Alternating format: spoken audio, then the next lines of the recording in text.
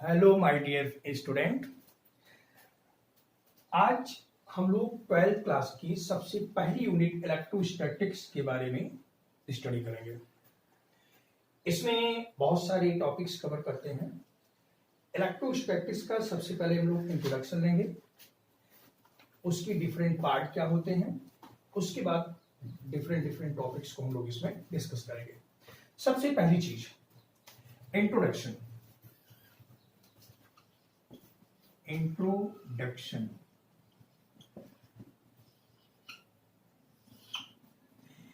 Electrostatics को समझने से पहले हमें एक बात का ध्यान रखना होगा। एक वर्ड हमारे पास हम लोग सुने होंगे, electro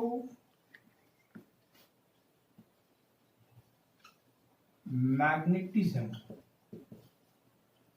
hope you know about this. अगर नहीं भी जानते हैं तो भी हम एक्सप्लेन कर देंगे। इसकी दो पार्ट होते हैं। First part is electrostatics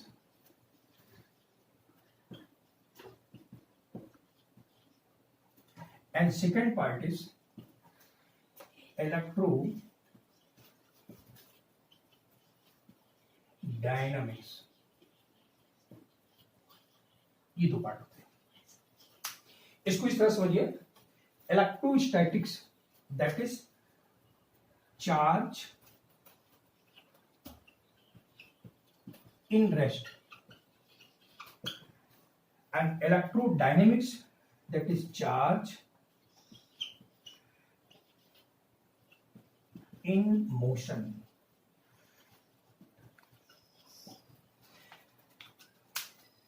Charge in rest. Electrostatics is a branch of physics in which we study the nature of charge when it is in rest.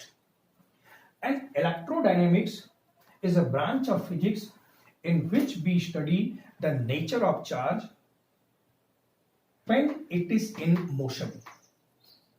ये कई पार्ट कवर करता है, ये भी कई पार्ट कवर करता है। हमको 12th क्लास में ये दोनों यूनिट कवर करनी है। सबसे पहली चीज, how many part of this. Number 1 charge and Coulomb's law। Coulomb's law। Number 2 electric field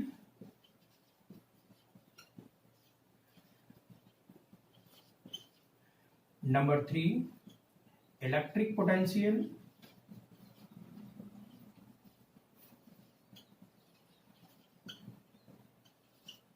and number 4 capacitor.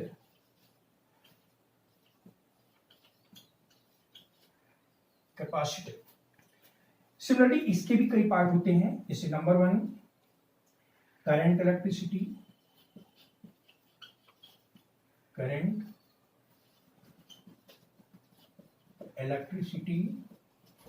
Number 2 effect of current,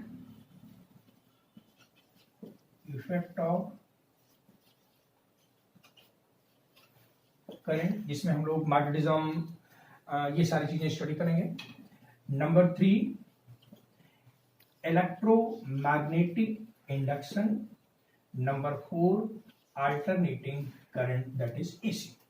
ये इंट्रोडक्टरी पार्ट हम लोग यहाँ पर स्टडी करते हैं। इंट्रोडक्शन के थ्रू इसके बाद हम लोग यहाँ पर स्टडी करते हैं इलेक्ट्रोस्टैटिक्स की definition.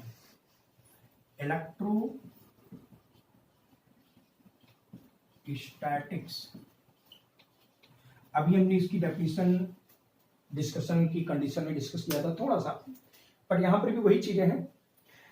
It is a branch of physics in which we study the nature of charge when it is in rest. मैं लिख भी दे रहा हूं, it is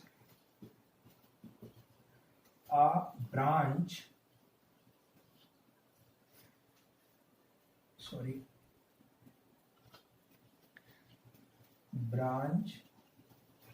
of physics in which we study the nature of charge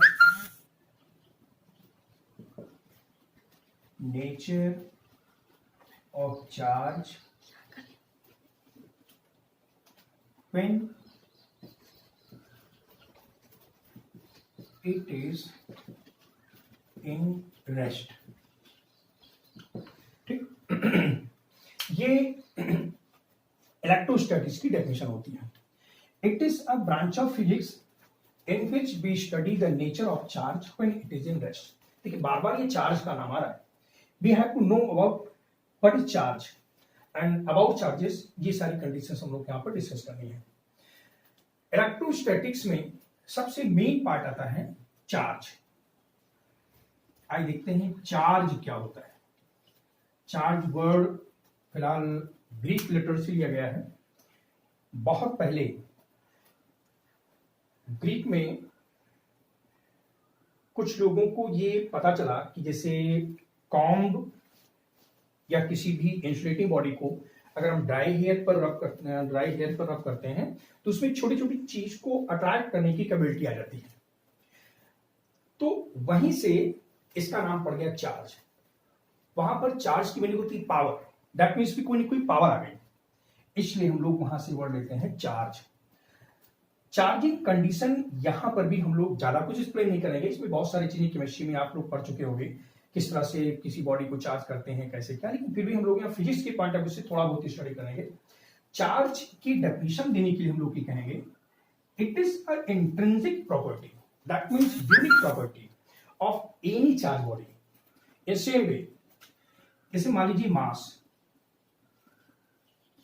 mass and charge. आप देख रहे हो दो चीजें यहां पर, mass and charge. Material body mass, charge body charge.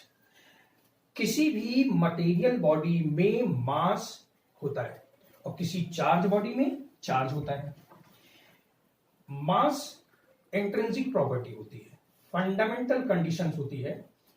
अब इसकी डेफिनेशन जैसे हम लोग यहाँ पर पढ़ते हैं total mass content in body, इस तरह की सारी चीजें, वो सब फिलहाल वो definition as a theoretical part है. लेकिन यहाँ पर हम लोग को चार्ज की कंडीशन देखनी है. चार्ज इज इंट्रिंसिक प्रॉपर्टी जो कि हर एक चार्ज बॉडी में पाई जाएगी. हम थोड़ा सा इसका डिफरेंस भी देखते चलेंगे. जो रोल मास मटेरियल बॉडी में करता है वही रोल चार्ज बॉडी में करता है. इसको दो तीन, लेकिन थोड़ा सा डिफरेंस यहां पर होता है. जैसे मान लीजिए यहां पर अगर डिस्कस करें तो मास हर एक मटेरियल बॉडी में होगा और चार्ज हर एक चार्ज बॉडी में होगा. लेकिन इन दोनों में रिलेशन देखिए क्या है. हर एक चार्ज बॉडी में मास होगा लेकिन हर एक मटेरियल बॉडी में चार्ज होना जरूरी नहीं है. अगर हम मटेरियल बॉडी को चार्ज करते हैं तब वो चार्ज बॉडी बनेगी. दैट मीन्स मटेरियल बॉडी में B charge body, but charge body is always material body. उसमें मटेरियल बॉडी जरूर होगी. लेकिन अब डिफरेंस से देखिए क्या होता है. मटेरियल बॉडी में हम अगर एक फॉर्मूला याद करें, m equal m not upon root के अंदर 1 minus v square upon c square. अब इस फॉर्मूले से आप देख सकते हैं this is rest mass and is it dynamic mass.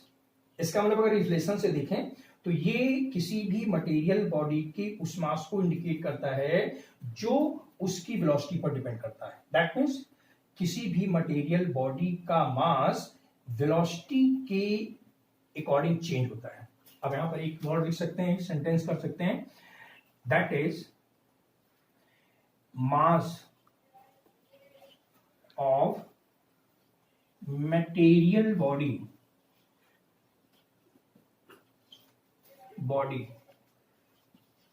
Change by speed. या आप ये कह सकते हो मास डिपेंड्स अपॉन स्पीड. स्पीड 0 है तो मास रेस्ट मास होगा. स्पीड बढ़ती जा रही है तो मास घटता जाएगा. और स्पीड अगर लाइट की स्पीड के बराबर हो जाए, you know that it is light speed and speed of material body, light की स्पीड के बराबर हो जाए तो आप इस मैथमेटिकल कंडीशन के अकॉर्डिंग नॉट डिफाइंड कंडीशन पा सकते हैं, उसको हम लोग कैलकुलेट नहीं कर सकते। फिलहाल ये बात की बातें यहां लिखिए। बट यहां पर क्या है, charge, charge does not depends upon speed. ये स्पीड पर डिपेंड नहीं करता, स्पीड कितनी भी हो, बॉडी मोशन में है या नहीं है, या बॉडी रेस्ट में है, इट डज नॉट मैटर, कोई मैटर नहीं है। चार्ज बॉडी अगर रेस्ट में भी है तब भी उतना ही रहेगा उसका चार्ज, और अगर वो मोशन में है तब भी उतना ही चार्ज रहेगा। इस तरह से अगर हम थोड़ा सा डिफरेंस इससे कंपेयर करें तो इस तरह के कुछ डिफरेंसेस हमको मिलते हैं। अब हम थोड़ा सा बात आगे बढ़ जाएंगे। इनकी मान लीजिए कोई मास मटेरियल बॉडी है, मटेरियल बॉडी को अगर हम चार्ज करते हैं तो इसका मतलब उसमें इलेक्ट्रॉन का ट्रांसफर हुआ। इलेक्ट्रॉन का ट्रांसफर होने के बाद चूंकि इलेक्ट्रॉन भी एक मटेरियल बॉडी है, तो अगर इलेक्ट्रॉन आता है तो उसका मास बढ़ेगा, और अगर इलेक्ट्रॉन जाता है तो उसका मास घटेगा। इसका मतलब चार्ज बॉडी और मटेरियल बॉडी में कुछ डिफरेंसेस होते हैं और कुछ सिमिलरिटीज भी होती हैं, लेकिन मास जो रोल मटेरियल बॉडी में करता है वही रोल चार्ज एक चार्ज बॉडी में करता है। और चार्ज, इनके डिफरेंस और सिमिलरिटीज के बाद हम लोग को चार्ज की कुछ कंडीशंस और देखनी होगी। फिलहाल हमें चार्ज के और बहुत ज्यादा गहराई में नहीं जाना है, हम लोग केमिस्ट्री में बहुत सारी चीजें पढ़ रखे हैं, लेकिन फिर भी फिजिक्स के पॉइंट ऑफ व्यू से इनिशियल स्टेट हम लोग को एक्सप्लेन करना है। फिर सबसे पहली चीज हम लोग यहां देखेंगे, जैसे हमने कहा कि किसी इंसुलेटिंग बॉडी, फॉर एग्जांपल आप ले सकते हैं प्लास्टिक या रूलर, या आप अभी कॉम्ब हम लोगों ने एग्जांपल लिया था, अगर ड्राई हेयर पर रब करते हैं तो उसमें किसी छोटी छोटी चीज को अट्रैक्ट करने की कैपेबिलिटी आ जाती है।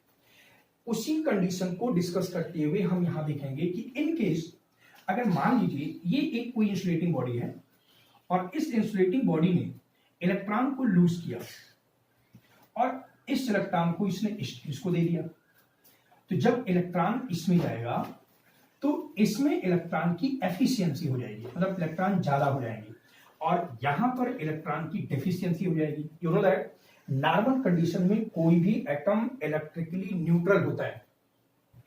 अब इलेक्ट्रिकली न्यूट्रल होने के साथ अगर इसमें से इलेक्ट्रॉन यहां ट्रांसफर होता है तो यहां पर इलेक्ट्रॉन की डेफिशिएंसी हो गई और यहां पर इलेक्ट्रॉन की एफिशिएंसी हो गई। चूंकि इलेक्ट्रॉन एक नेगेटिव पार्ट है, इसलिए जब ये पार्टिकल यहां जाएगा तो this atoms become positive charge and this atom becomes negative charge. Therefore we can say that by transfer of electron from one body to another we can charge any body. When electron transfer from any body then lose from any body, then we can say that this body becomes positive charge body, and when it accept any charge then it becomes electrically negative charge body. इसका मतलब charge दो type के होते हैं, number one positive charge, positive charge, and number two negative charge, negative charge, sorry, number one positive charge and number two negative charge। ये charge अगर हम positive and positive ये रिलेट करें, इन केस मान लीजिए हमने positive charge and positive charge लिया, ये तो ये दोनों लाइक चार्जेस कहलाते हैं, या negative charge and negative charge लिया, these two are like charges, like charge.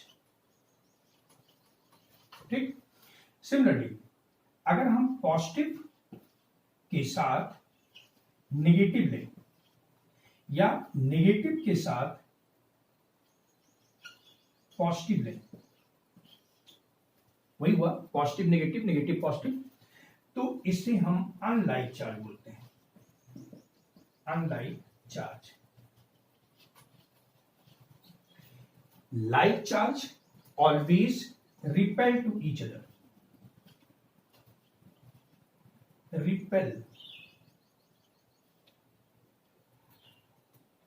or unlike charge always attract to each other.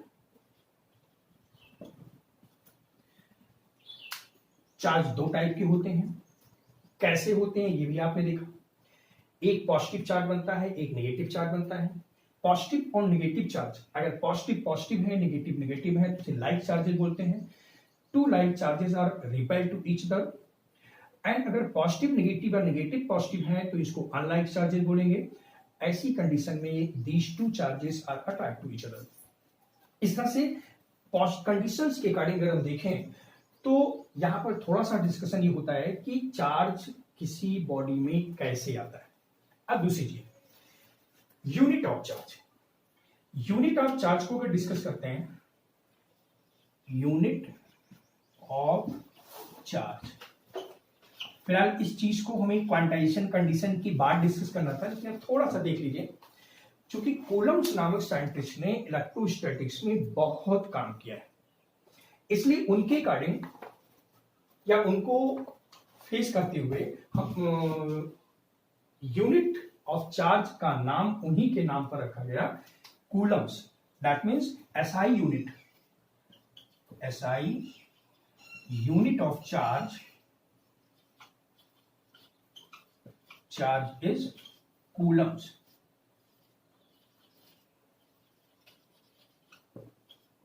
SI unit of charge is coulomb, which is denoted by capital C. इसे हम capital C से denote करते हैं। 1 coulomb charge, that means 1 SI unit of charge, sorry 1 coulomb charge. अब 1 coulomb charge का discussion अभी हम लोग देखते हैं कैसे होता है। अगर हम यहां पर थोड़ा सा डिस्कशन नहीं करें, आप थोड़ा रिकॉल करिए कि 1.6 ये पार्ट 1.6 इंटू 10⁻⁻19 कूलम, ये चार्ज किस पर होता है? ये चार्ज किसी एक इलेक्ट्रॉन पर होता है। एक इलेक्ट्रॉन पर इतना चार्ज होता है। अगर इस कैलकुलेशन को करते हैं, therefore 1 coulomb, simple unitary method, इतने में इतना तो इतने में कितना, 1 coulomb charge this is equal 1 upon 1.6 into 10⁻⁻19। That means it near about equal to 6.25 into 10⁻18 number of electron, number of electron. That means देखिए यहां से बहुत अच्छी डेफिनेशन एक आ जाती है।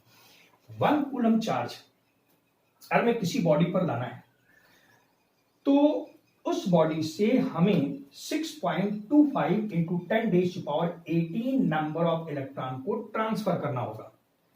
जैसे मान लीजिए हमारे हाथ में ये एक कंडक्टिंग बॉडी है, हमें इसको 1 कूलम चार्ज से चार्ज करना है। तो 1 कूलम चार्ज से चार्ज करने का मतलब ये हुआ कि इसमें से हम इतने नंबर ऑफ इलेक्ट्रॉन को इसमें से ट्रांसफर करें या तो इतने नंबर ऑफ इलेक्ट्रॉन को इस पर ले आए।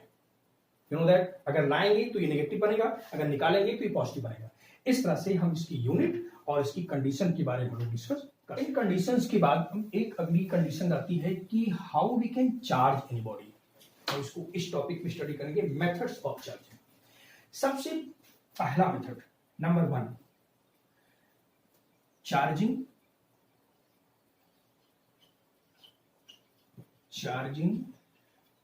Bye conduction. देखिए इसमें क्या होता है, चार्जिंग बाय कंडक्शन। कंडक्शन नाम से क्लियर है, दैट मीन्स चार्ज को कंडक्ट होना होगा, एक बॉडी से दूसरी बॉडी में ट्रांसफर होगा by touching to each other. For example, इसको एग्जांपल के रूप में समझते हैं। इनकेस मान लीजिए एक ये बॉडी है, ये नेगेटिव चार्ज बॉडी है, दैट मीन्स में नेगेटिव चार्ज इसमें होंगे और ये पॉजिटिव चार्ज बॉडी, ठीक। इसमें इनकेस मान लीजिए 6 कूलम या 6 यूनिट चार्ज इसके पास है और इसके पास 0 चार्ज है। हमने क्या किया, इसे हम एक दूसरे के फिजिकल कांटेक्ट में लाते हैं। दैट मीन्स इसको, जो नेगेटिव चार्ज था, इसको इसके फिजिकल कांटेक्ट में थोड़ी देर के लिए लाते हैं। ये नेगेटिव है, और इसमें कोई चार्ज नहीं था। थोड़ी देर के लिए इसको हम फिजिकल कांटेक्ट में लाते हैं। आप देखोगे कि फिजिकल कांटेक्ट में लाने के बाद इसे जब हम अलग करेंगे, ये चार्ज एक बनेगा और एक ये चार्ज बॉडी बनेगी। इसके पास अब 3 यूनिट का चार्ज आ जाएगा और इसके पास भी 3 यूनिट का चार्ज आ जाएगा। इसको शेयरिंग ऑफ चार्ज के नाम बोलते हैं। कहते हैं हम लोग किसी चीज को शेयर करके यूज करना चाहिए। तो सेम कंडीशन यहां पर अप्लाई हो रही है। 2 कंडक्टिंग बॉडी अगर हमने लिया, एक चार्ज बॉडी है, दूसरी नॉन चार्ज बॉडी है। इसको हमने फिजिकली कांटेक्ट में रखा। एक पर 6 यूनिट चार्ज था, दूसरे पर 0 यूनिट चार्ज था। हमने उसको फिजिकली कांटेक्ट में रखा और थोड़ी देर रखने के बाद उसको हम अलग कर देते हैं। तो due to sharing of charge both conducting body becomes charged by same unit। ये तो ऑलरेडी चार्ज थी, ये भी चार्ज हो गई। अब ये भी चार्ज होगी, मतलब 3 यूनिट से चार्ज ये भी हो गई और 3 यूनिट से चार्ज ये भी हो गई। इस तरह से हम किसी भी चार्ज बॉडी को इस तरह से हम चार्ज कर सकते हैं। ठीक है। Now second method of charging is charging by friction. Charging by friction, आप लिख सकते हैं फ्रिक्शनल एनर्जी। आप जानते हैं कि अगर किसी दो चीज को आपस में रब किया जाए तो उसमें एनर्जी प्रोड्यूस होती है, जिसे हम फ्रिक्शनल एनर्जी के नाम से बोलते हैं। सबसे बेस्ट एग्जांपल हो सकता है कि आप अपने हाथों को रब करिए और देखिए थोड़ी देर में आपका हाथ गर्म हो जाता है, दैट मीन्स हीट प्रोड्यूस हो जाती है। सेम कंडीशन लोग यहां पर अप्लाई करेंगे।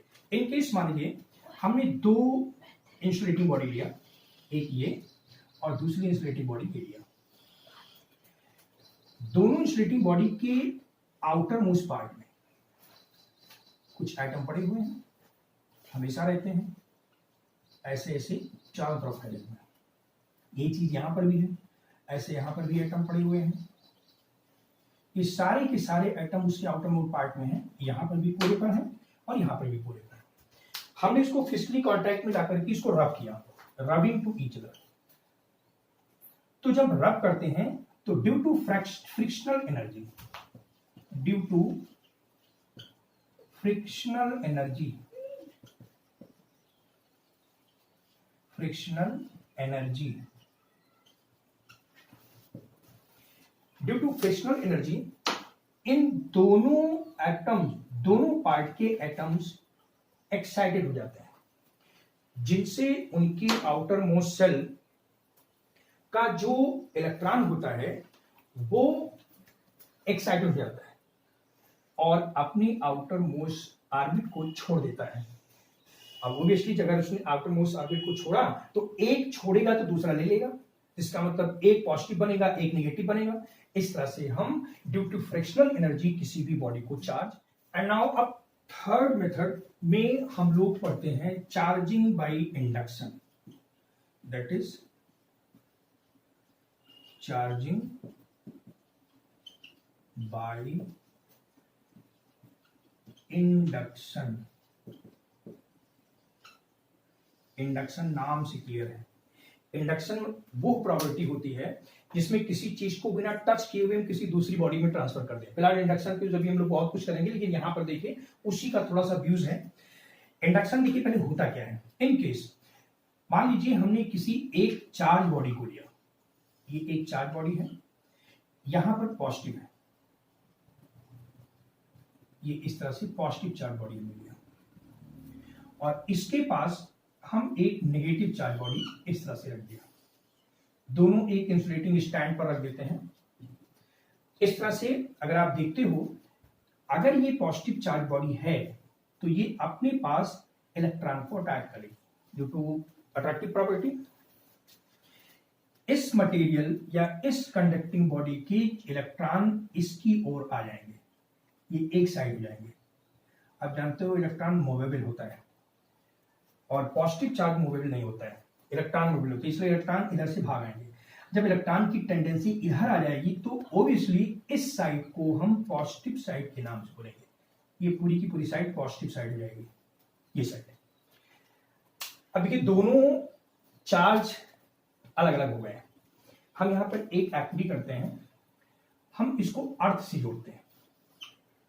अब यहाँ पर एक चीज जानना होगा कि अर्थ से ही हम क्यों जोड़ते हैं। चूंकि अर्थ इलेक्ट्रॉन का भंडार होती है, अगर आप चाहो तो इलेक्ट्रॉन ले लो, अगर आप चाहो तो इलेक्ट्रॉन दे दो, जो भी कंडीशन बनती है उस कंडीशन के लिए एक्सेप्ट करता है। यहां पर देखिए क्या है, positive charge, that means deficiency of electron.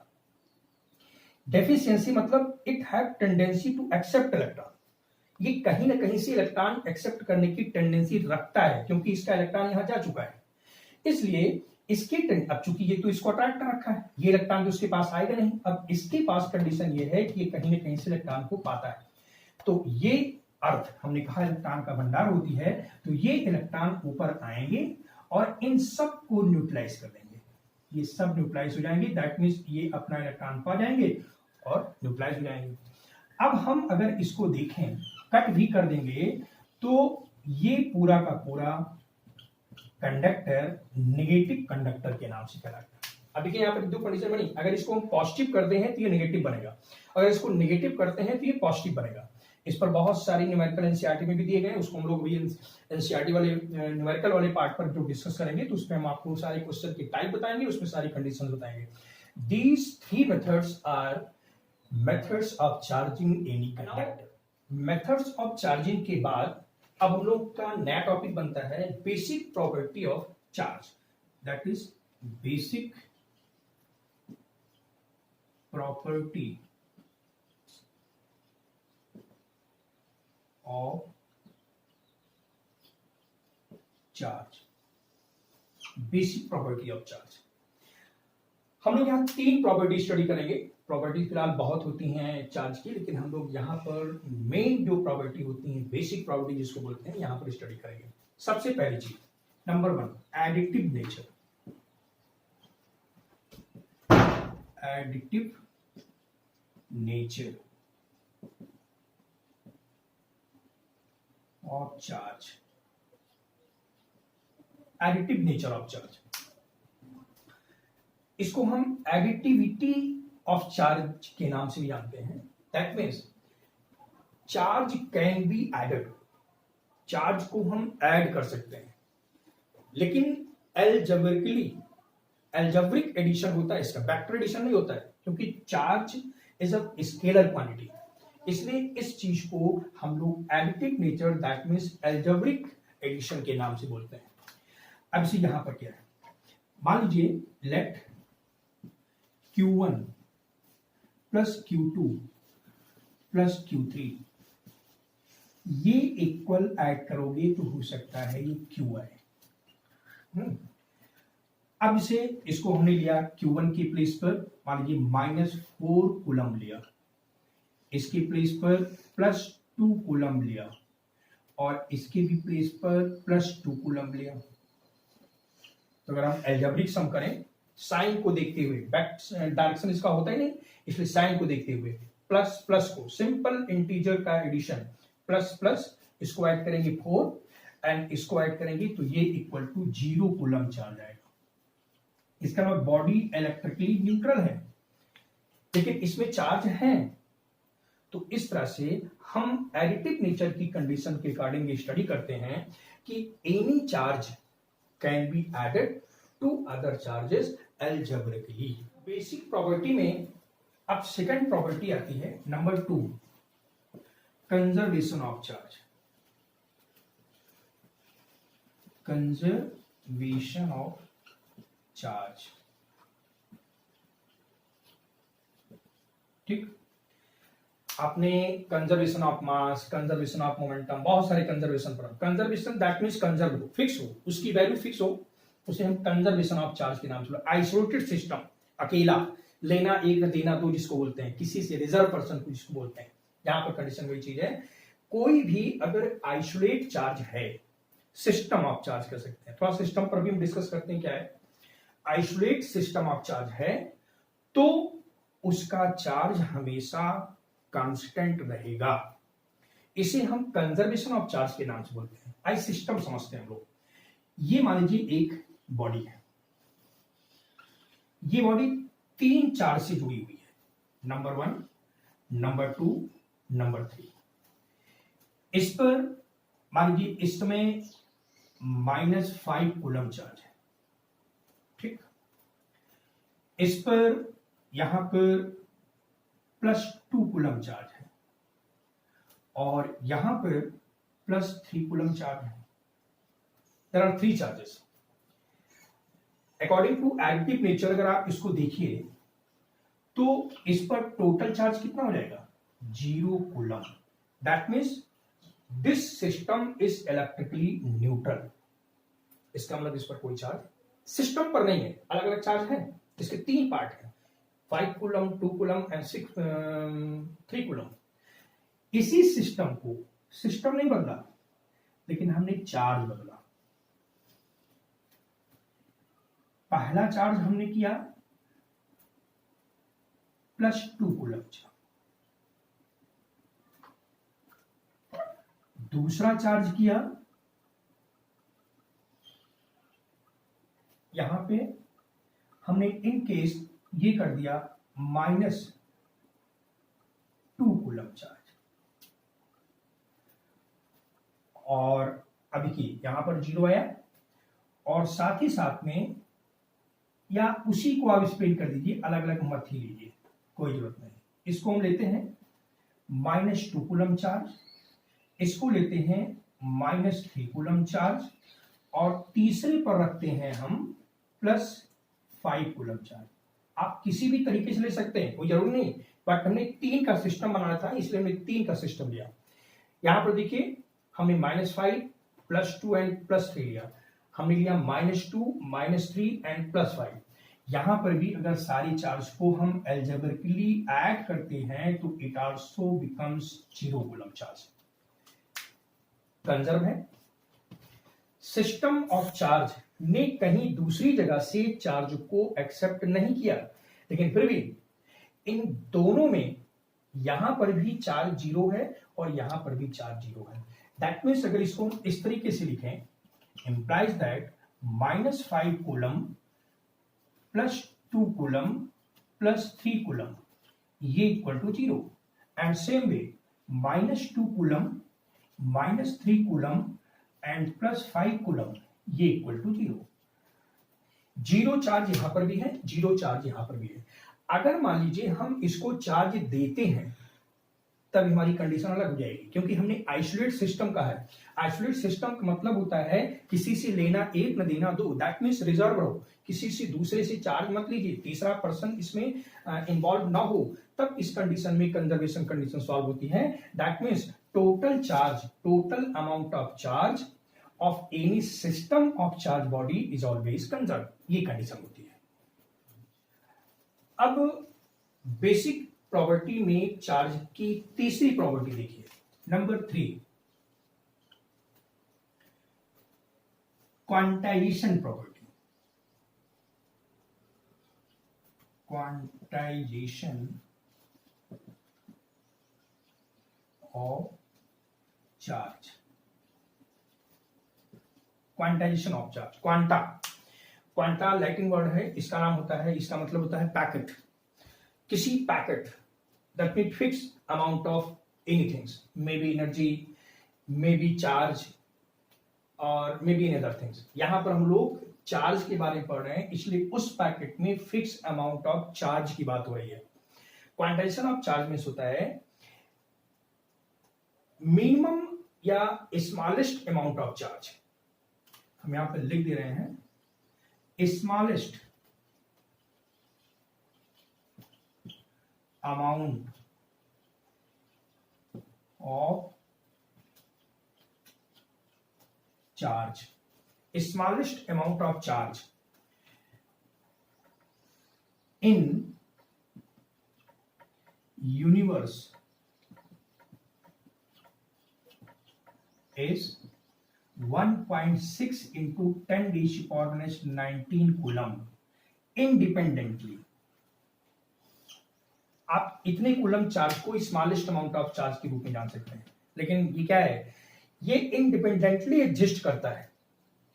छोटे चार्ज भी इससे मिलते हैं, लेकिन वो इंडिपेंडेंटली एग्जिस्ट नहीं करते हैं। इसकी सबसे बड़ी खासियत ये होती है, पता चला कि अगर कहीं नीचे आ गया तो आप कह दो कि यहां पर इससे छोटा भी चार्ज एग्जिस्ट करता है। नो, अगर इससे छोटा चार्ज एग्जिस्ट करेगा तो वो इंडिपेंडेंट नहीं होगा। तो सबसे पहली चीज हम लोगों ने स्टडी किया, smallest amount of charge in universe is 1.6 into 10⁻⁻19 coulomb charge. अब दूसरी चीज देखिए, सेकंड थिंग्स ये होती है कि ये चार्ज किस पर होता है, दिस मच चार्ज किसी एक इलेक्ट्रॉन पर होता है। अब बात आती है कि अगर कहीं पर इलेक्ट्रॉन का ट्रांसफर होता है तो इतने चार्ज को अपने साथ लेकर जाएगा वो। तो अगर मान लीजिए हमने यहां से, ये एक बॉडी है या कोई कंडक्टिंग बॉडी है, इसमें से हमने एक इलेक्ट्रॉन निकाला, यहां पे एक इलेक्ट्रॉन, 1 इलेक्ट्रॉन यहां ट्रांसफर हुआ, तो यहां पर ये चीज यहां पर चली गई, दैट मीन्स ये नेगेटिव चार्ज बन जाएगा और ये पॉजिटिव चार्ज बन जाएगा।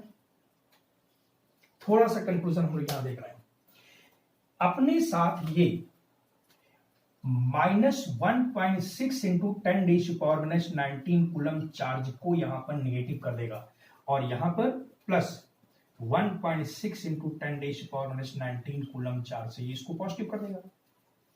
लेकिन गया इतना ही, इससे कम नहीं गया।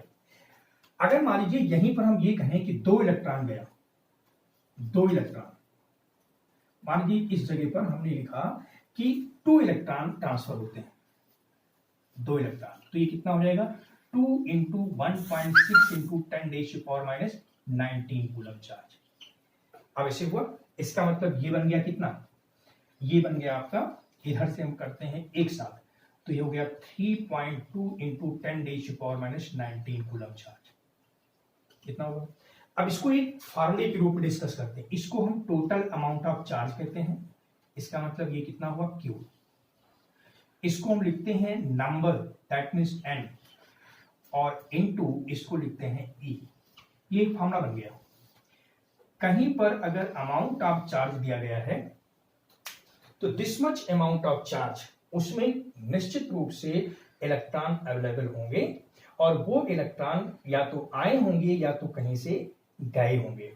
कितना चार्ज है, कितने नंबर ऑफ इलेक्ट्रॉन ट्रांसफर हुए हैं, हम इस चीज को यहां से निकाल सकते हैं। अब आप देखिए क्वांटाइजेशन प्रोबेबिलिटी कंडीशन देखिए, कहीं किसी भी कंडक्टिंग बॉडी से सबसे कम 1.6 इंटू 10⁻⁻19 कूलम चार्ज ट्रांसफर होता है, इससे कम नहीं, इससे कम अगर होगा तो एडजस्ट नहीं करेगा।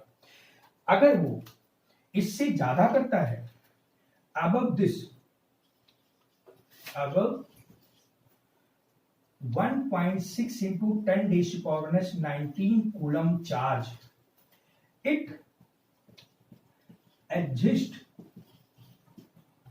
only in multiple integral of E, that is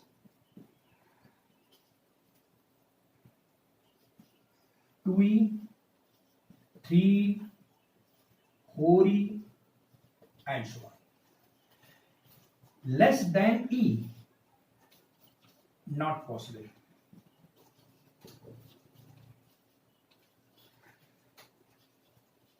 Not possible. अगर वो पॉसिबल हम कराते हैं कि नहीं ये तो है चार्ज, तो वो चार्ज एडजस्ट नहीं करेगा, इंडिपेंडेंटली एडजस्ट नहीं कर सकता है। बट ये कंडीशंस में चार्ज इंडिपेंडेंटली एडजस्ट करेगा। This property is known as quantization of charge. Quantization में क्यों किया? क्योंकि एक पैकेट में फिक्स अमाउंट में चार्ज है। What is fix amount of charge? 1.6 into 10⁻⁻19 coulomb charge. It may be positive और इट में बी नेगेटिव, इसलिए इसको हम क्वांटाइजेशन ऑफ चार्ज के नाम से जानते हैं। इस तरह से अगर हम किसी भी कंडक्टिंग बॉडी में चार्ज की वैल्यू दी गई है तो how much electron included in this much charge we can calculate using this formula. अभी न्यूमेरिकल कंडीशन में, न्यूमेरिकल वाली वीडियो में सारी चीजें हम डिस्कस करेंगे, लेकिन छोटा सा एक न्यूमेरिकल यहाँ पर हम डिस्कस कर रहे हैं। अब इसको आप देख सकते हैं किस तरीके से हम लोगों ने यहाँ पर किया है। इन केस मान लीजिए हमने